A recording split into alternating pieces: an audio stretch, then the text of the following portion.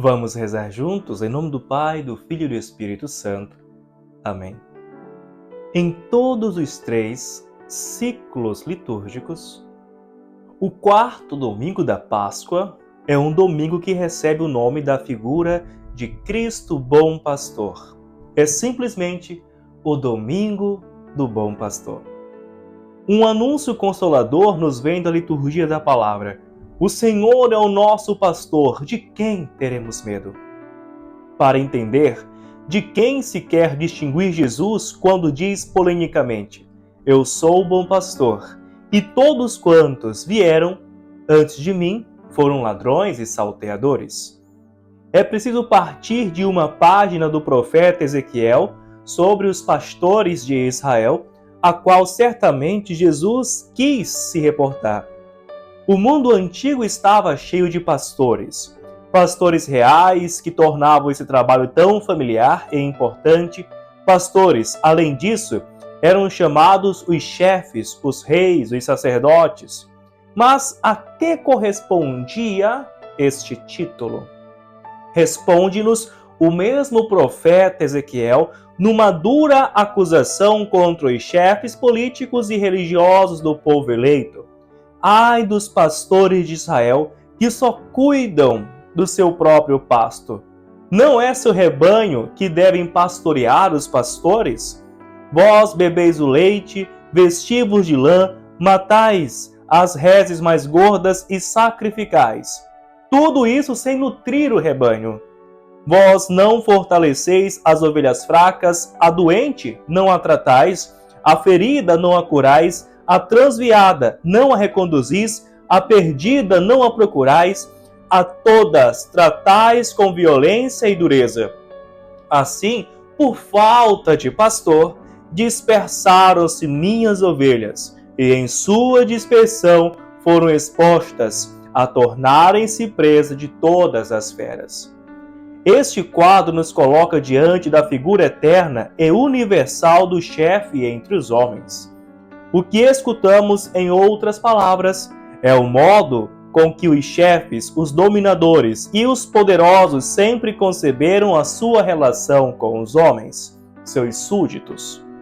Uma relação de dominação e de expoliação, sugar dos súditos tudo o que é possível, como se aproveita das pobres ovelhas o leite, a lã e a carne, deixando-as o mais possível ovelhas, isto é, fracas, doentes, feridas, e, sobretudo, dispersas, isto é, divididas entre elas, de modo que se possam dominar facilmente com violência e dureza, como diz o profeta.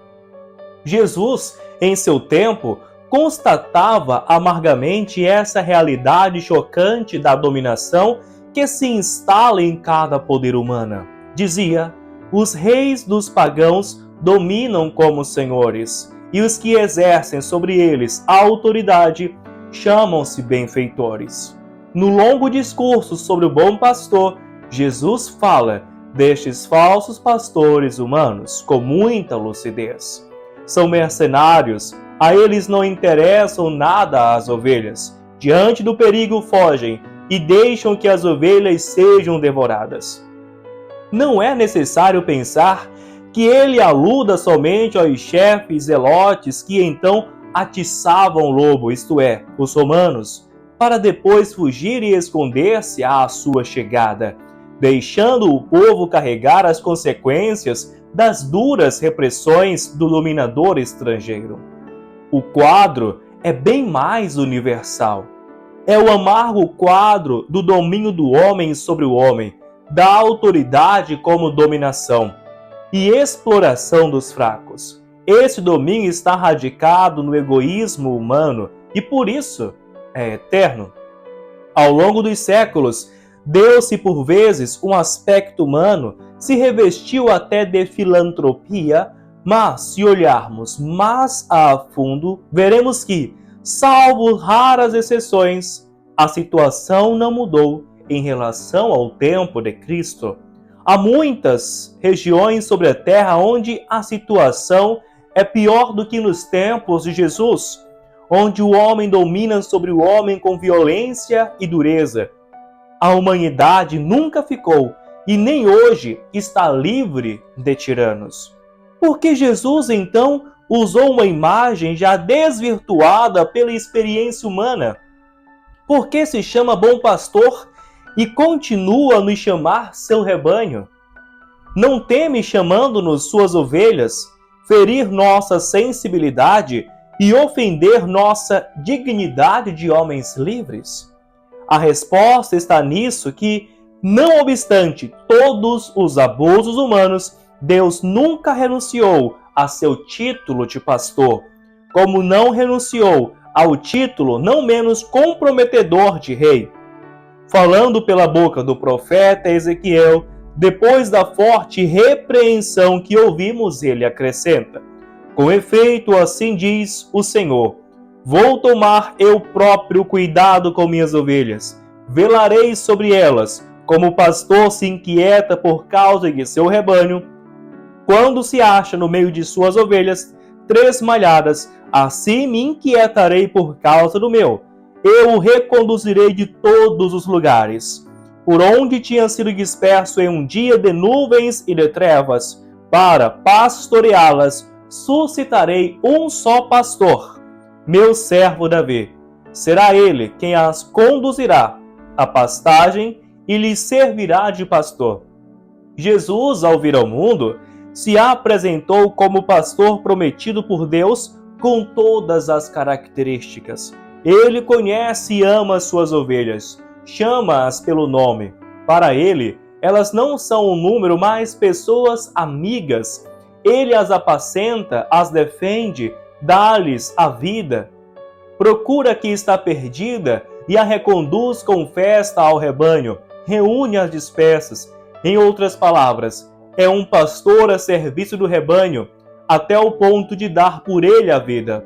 O bom pastor expõe a sua vida pelas ovelhas. Ele é a antítese perfeita entre o chefe e o líder humano. Não seja assim entre vós, mas quem manda, seja o servidor de todos. Assim como o Filho do Homem veio, não para ser servido, mas para servir, isto é, eu vim não para me fazer apacentar, mas para apacentar. Por isso, a figura do bom pastor é completada em João por aquela do cordeiro que dá a vida para tirar o pecado do mundo. O cordeiro que está no meio do trono será o seu pastor e os levará às fontes das águas vivas. O que há de mais alheio ao poder do que um cordeiro? Debaixo de um pastor desta natureza, não é humilhante ser uma ovelha, mas é a salvação. Ele é o primeiro dos mártires, vítima da prepotência. Foi ele também conduzido como ovelha ao matadouro, mas, com seu martírio, começou a mudança total dos valores e criou-se uma possibilidade nova nas relações humanas.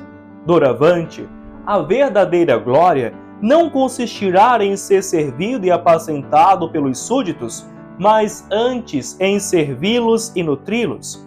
Eis porque nós, cristãos, não temos nenhum complexo em ser e aceitar a alcunha de o rebanho que ele apacenta. O homem de hoje rejeita, indignado, o papel de ovelha. Contudo, ele está plenamente dentro do esquema.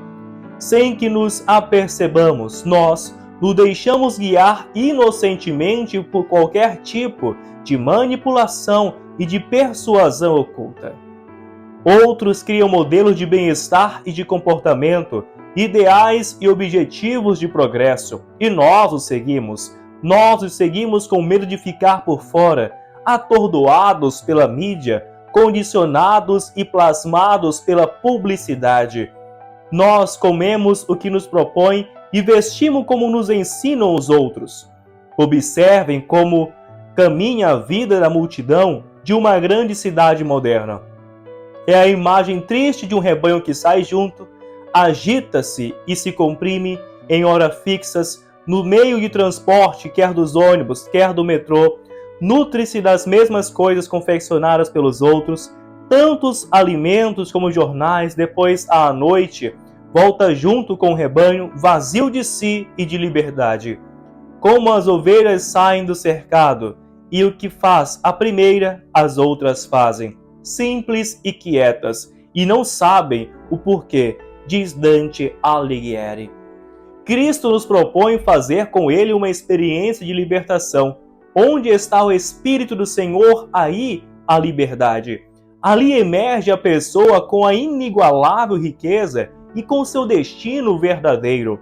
Emerge o Filho de Deus ainda escondido, do qual fala a segunda leitura da missa de hoje. Por que a liberdade?